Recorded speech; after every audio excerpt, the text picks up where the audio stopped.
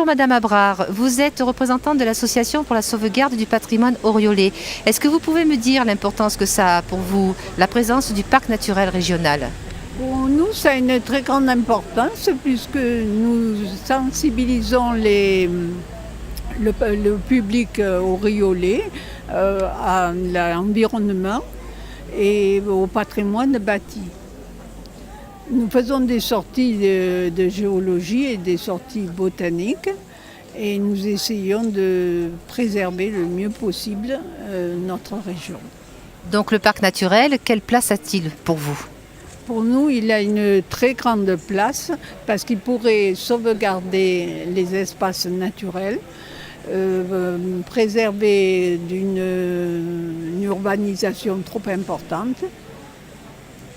Voilà, je pense que c'est déjà les deux choses les plus importantes. Et puis surtout sensibiliser à l'environnement. Bonjour Monsieur Bousquet, votre association nationale pour la protection du ciel et de l'environnement nocturne donc a trouvé sa place sur la Sainte-Baume et donc sa place dans un parc naturel régional. Est-ce que vous pouvez me dire que pourrait-elle être? Voilà, le ciel nocturne fait partie de notre patrimoine naturel au même titre que la beauté d'un site naturel, au même titre que une architecture. Et l'UNESCO et l'ONU ont classé le ciel nocturne comme étant un patrimoine de l'humanité. On a pour but donc de changer les mentalités, d'expliquer que éclairer n'importe comment, ce n'est pas raisonnable en termes de finances publiques, en termes de protection de l'environnement. Ça gêne bien entendu les astronomes amateurs, mais aussi la faune nocturne. Et tous ces arguments sont mis en avant pour essayer de faire progresser cette connaissance qui est pratiquement inconnue du grand public. Les gens éclairent la nuit parce qu'ils trouvent que c'est naturel pour leur bien-être et c'est à nous de leur faire comprendre qu'un éclairage mal pensé est nuisible, non seulement pour leur santé, pour les animaux, pour les finances publiques et pour tous les amoureux du ciel nocturne que sont les astronomes, puisque à l'origine, ce sont les astronomes qui ont fondé ce mouvement. Bonjour Madame Collet, vous êtes la présidente de l'association La Cuisine Provençale. Est-ce que vous pourriez nous dire l'importance que peut avoir le parc naturel régional pour votre association? Oui, je pense que notre association est très bien placée à être au milieu du parc régional parce que les buts de notre association, ce sont de garder, de maintenir surtout notre culture provençale et de maintenir notre cuisine provençale. Cuisine qui est essentiellement basée quand même sur beaucoup de légumes par rapport aux autres cuisines françaises. Donc, je pense que à travers et puis il y a aussi toutes les herbes provençales qui entrent dans la composition de notre cuisine. Il y a aussi tout l'environnement de ce qu'on appelle la cuisine sauvage, qui sont donc des champignons qu'il faut protéger, qu'il faut savoir cueillir, mais sans massacrer. Donc tout ça, je pense que c'est toute une éducation qui peut être faite à travers la création du parc régional. Je vous remercie beaucoup et je vous souhaite une bonne fin de journée. Bonjour Madame Roitineau, vous êtes la représentante de la communauté de communes Comté de Provence. Est-ce que vous pouvez nous expliquer l'importance de la mise en place de ce parc naturel régional? Alors nous sommes donc communauté de communes Comté de Provence. 3 communes au nord-est du périmètre du parc, du futur parc de la Sainte-Baume sont impliquées. Tourves, La Selle et bien sûr Brignoles. Je suis avec mon collègue Jacques-Paul, maire de La Selle, à la commission forêt et environnement. Donc j'ai le plaisir de représenter au sein donc des travaux du syndicat syndicat mixte de préfiguration du parc, la communauté de communes et toute l'attention que l'on peut porter et le plaisir que l'on a à l'aboutissement de la protection de ce massif qui est emblématique pour nos communes du comté de Provence. Bonjour Monsieur Bailly, vous représentez le Conseil général des Bouches-du-Rhône. Est-ce que vous pouvez m'indiquer l'importance qu'a pour le département des Bouches-du-Rhône la présence d'un parc naturel régional sur la Sainte-Baume?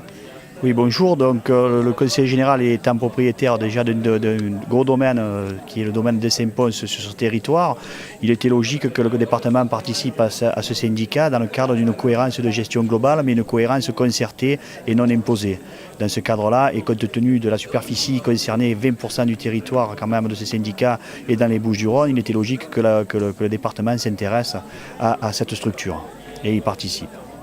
Bonjour Monsieur Claude Maresca, vous êtes élu sur la commune du Castellet. Pouvez-vous me dire l'importance qu'a pour votre commune la présence du parc naturel régional?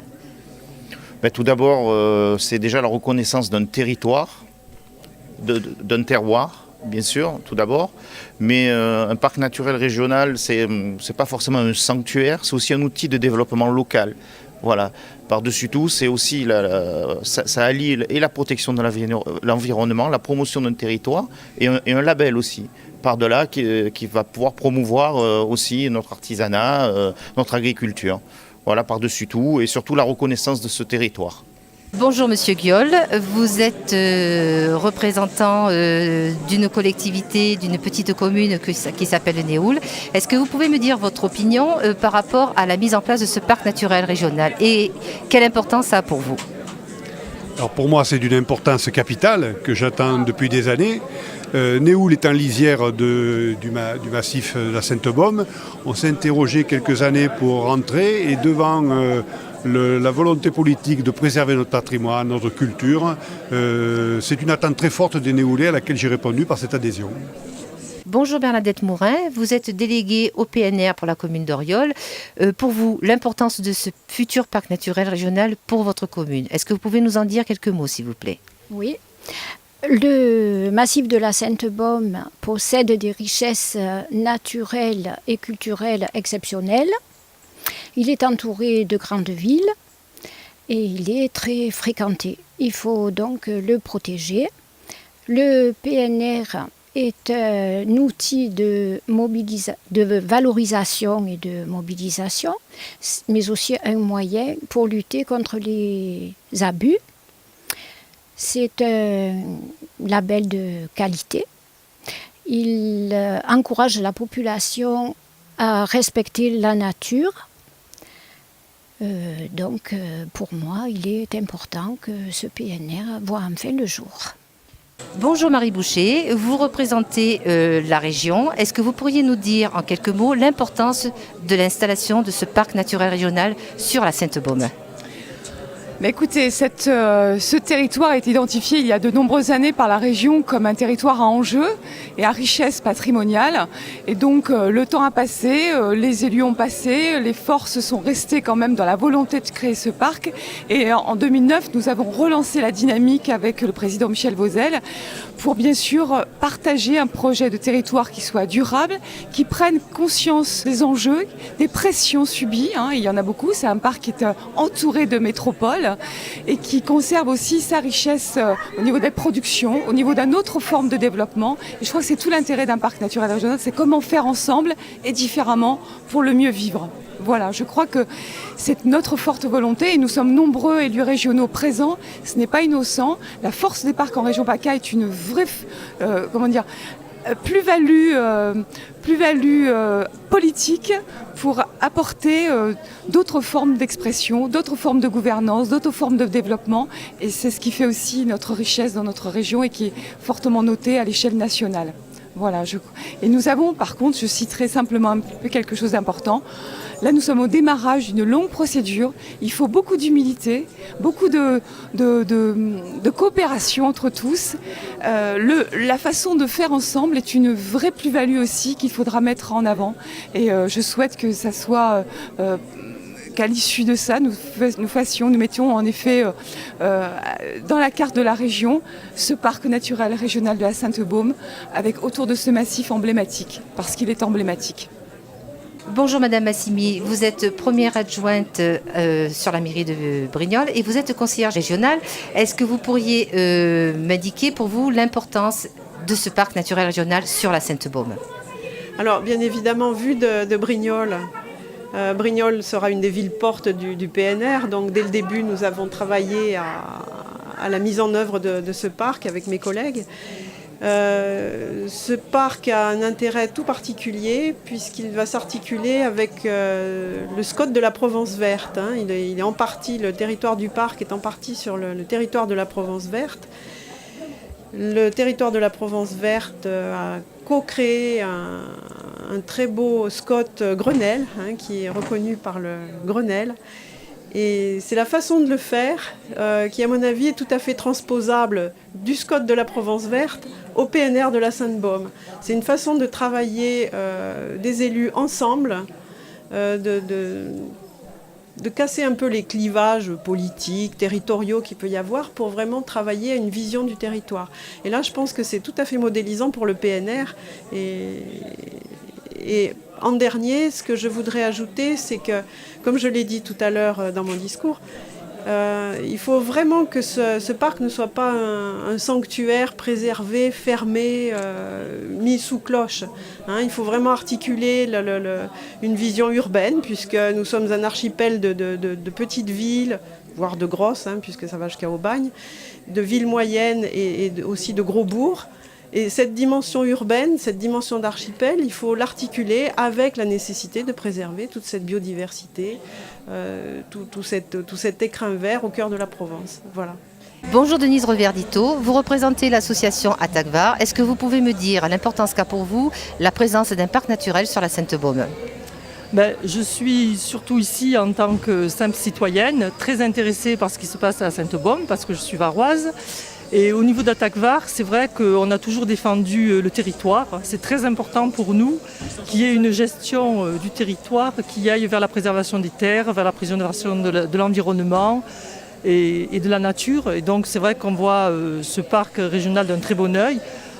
Moi, en tant que femme, en tant qu'habitante de ce département, je trouve que c'est vraiment un plus d'aménager un territoire comme la Sainte-Baume, de pouvoir lui donner un avenir en termes d'activité qui soit au service de tous et surtout qui préserve la biodiversité, qui préserve finalement ce qui fait notre identité, notre vie locale, le territoire varois.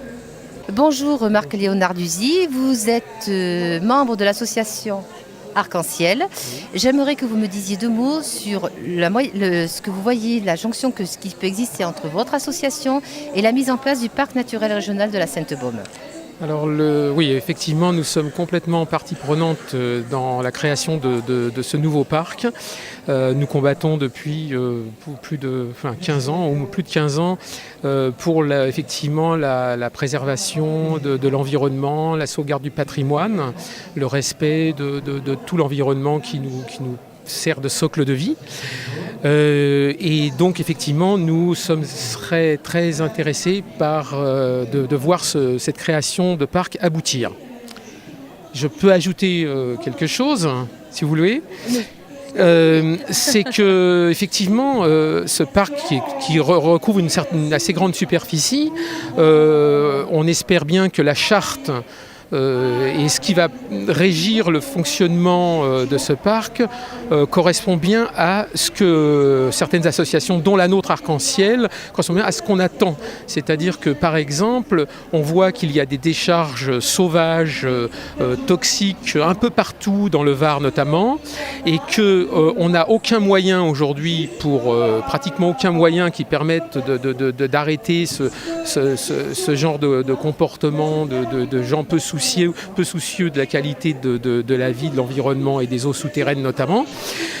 L'autre crainte qu'on peut avoir, c'est qu'on crée un parc naturel régional, puis on se dit, si on ne peut pas faire nos saloperies, entre guillemets, à l'intérieur de ce parc, on les fera tout autour.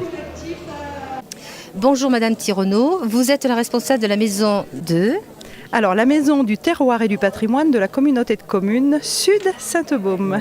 Donc à ce titre-là, j'aimerais que vous me disiez l'importance qu'a pour vous la mise en place du futur parc naturel régional de la Sainte-Baume. Alors nous, à la Maison du Terroir et du Patrimoine, nous travaillons donc pour protéger tous les patrimoines, qu'ils soient naturels ou culturels. Nous exposons des rudistes, des fossiles. Nous parlons du patrimoine archéologique, nous parlons du patrimoine architectural et nous travaillons à l'échelle déjà de 8 communes. Donc c'est une démarche, valorisation du patrimoine, c'est une démarche que nous connaissons. Et puis le fait d'être inséré dans un territoire beaucoup plus grand, ça peut être que du positif pour nous, mais également aussi on peut apporter au parc. Donc voilà, c'est dans un esprit d'échange, il me semble positif, qu'on peut imaginer le futur parc. Bonjour Sylvie Bibourdian, vous êtes la présidente de l'association Nance Autrefois. J'aimerais que vous nous disiez l'importance qu'a pour vous cette installation du parc naturel régional sur la Sainte-Baume. C'est une façon pour nous de participer à l'évolution, tout ce qu'on peut faire autour du plan DOP. C'est une action que l'on encourage d'une façon tout à fait personnelle et bénévole et on espère que ça va apporter beaucoup. Bonjour Monsieur Michel Radet, vous êtes le président de l'association Patrimoine et Culture du Plan d'Ops. Pouvez-vous nous expliquer l'importance qu'a pour vous la mise en place de ce parc naturel régional de la Sainte-Baume ? Alors écoutez, l'importance qu'a pour nous cette mise en place du parc naturel régional, c'est effectivement de pouvoir formaliser de manière plus nette le bien vivre ensemble avec tout ce qui caractérise le bien vivre ensemble à l'intérieur d'un parc naturel régional. Dans les principes du PNR, j'étais en train de les lire ensemble, mettre en valeur et animer le patrimoine culturel par des expositions, des musées, des activités, eh bien, je crois qu'on s'inscrit tout à fait dans ce paragraphe particulier de ce qui est la caractéristique du PNR. Bonjour Madame Joëlle Sylvie, vous êtes la présidente de l'association Mont-Aurélien Environnement. Est-ce que vous pouvez me dire, par rapport à l'existence du futur parc naturel régional de la Sainte-Baume, ce que votre association en attend ou ce que ça peut lui apporter ? L'association a été créée le 2 février 2012 dans le but de préserver le Mont-Aurélien et entre autres contre la création d'une ZAC qui s'appelle la ZAC du Mont-Aurélien. C'est vrai que pour nous, la création du PNR apporte un plus, étant donné que la partie Saint-Maximin-la-Sainte-Baume est incluse, et entre autres le Mont-Aurélien, dans cette partie du PNR. Donc on compte sur l'impact de ce PNR pour essayer de préserver la zone où est impactée cette ZAC, étant donné que c'est un couloir de migration de la faune, d'insectes qui sont protégés. Voilà. Bonjour Monsieur le Président de la Provence Verte. J'aimerais que vous me disiez quelle corrélation il peut y avoir entre la structure Provence Verte et la mise en place du futur parc naturel régional de la Sainte-Baume. Mais c'est d'abord pas tout à fait les mêmes territoires qui sont concernés. Il y a une partie de la Provence Verte qui est dans le parc naturel. Et il est logique que ces deux logiques qui sont complémentaires, l'une est une logique d'aménagement du territoire, d'une réflexion de développement économique autour du logement, des problèmes d'agriculture, de développement durable, sur un territoire qui regroupe une 39 communes autour de Brignoles-Saint-Maximin.